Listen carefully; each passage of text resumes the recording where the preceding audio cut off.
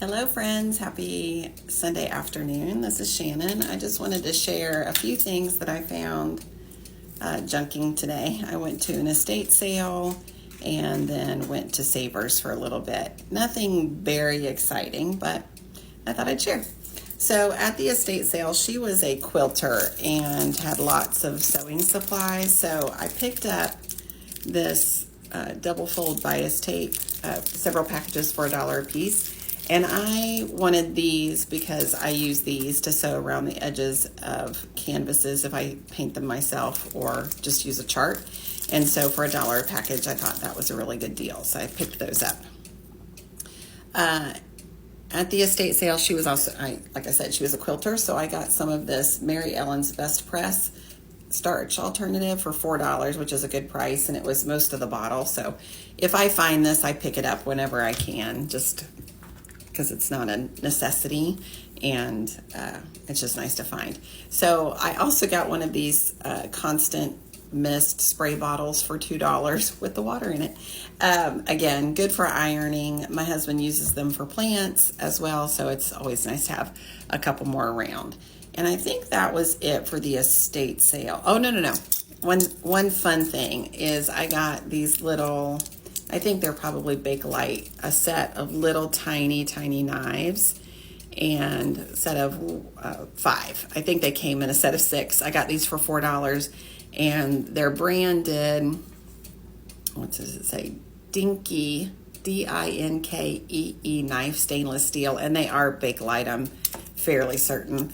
And I just thought this would be so cute for charcuterie boards. So whenever I find little forks, knives, or spoons, I just pick them up because a lot of my kids do charcuterie, so it's just nice to have around and give them. A lot of the things that I buy, I just give away. I enjoy the hunt and finding things. So then the last thing that I got at the estate sale was a bunch of these cedar, closet moth, anti-moth things. So my husband went and sanded them to make them, to reinvigorate them. I think I'll probably need to get some cedar oil because they're still pretty faint, but for $2 I got a bunch of them. So and because I'm a knitter, I'm constantly fighting moths, and I do have a moth problem, so moths eat my things. So they're the bane of my existence. So anything I can do to prevent that from happening, I'm all in.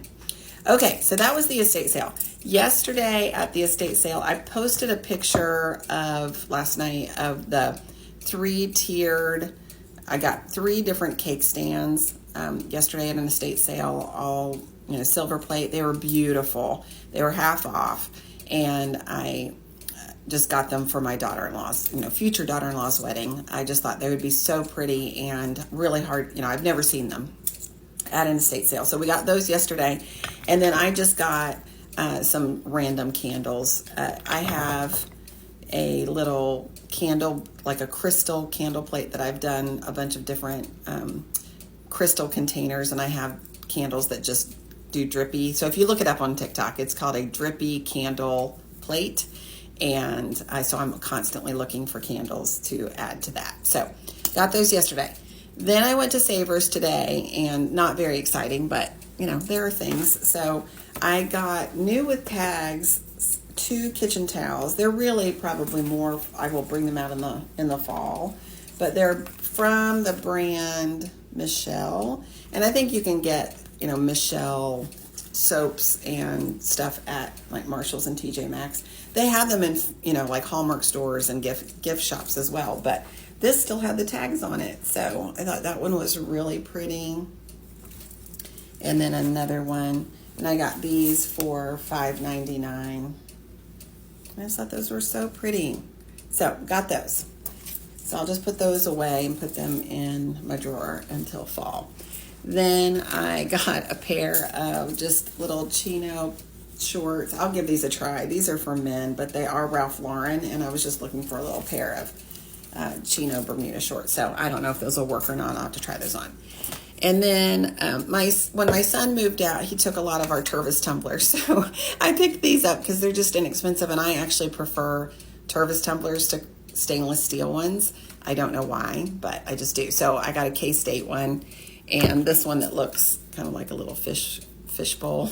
They were just, weren't too exciting. And then this one I thought was cute. It's the smaller one, but it's got hydrangeas on it. So I got that.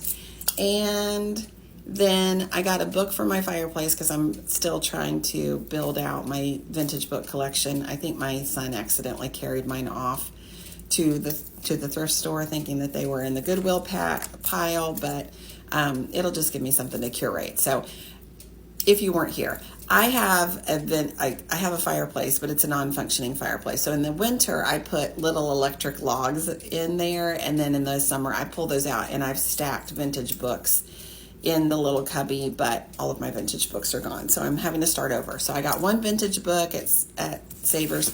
And then I also found this copy of the Needlepoint book. I think I have a copy of this. It's by Joe Ippolito Christensen.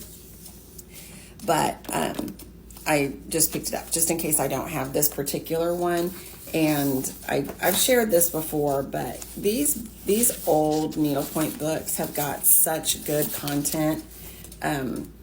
Not only, like, there's a whole section on here that if you cut your canvas, how to repair it, which I think is, just amazing. An amazing resource. But then, so ripping and mending, how to mend the canvas. I live in fear that that's going to happen. And so they even go into like how to reweave Penelope. Most of us don't use Penelope canvas. It was an older canvas, especially when I started needlepointing. We did a lot of pre-worked where the center was already needlepointed and you would just do the background. It was just mindless needlepoint, and a lot of times those were on Penelope canvas. And also if you're doing petit point, that's on Penelope. But nonetheless, it's giving you some resources. But most importantly is just pages and pages of decorative stitches. I'm not flipping through this very well. Let me turn you around and see if I can figure that out. Hold on.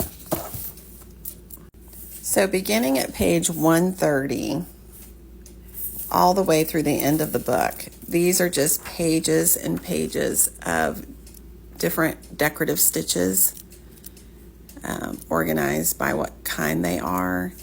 And again, I just feel like these are such amazing resources. So I highly encourage you that if you can pick one up at, thriftbooks.com, or if you find it out in the wild while you're thrifting, don't sleep on these because they're super helpful to have along. And I think I paid $3.99. So great resource. And so I just wanted to share.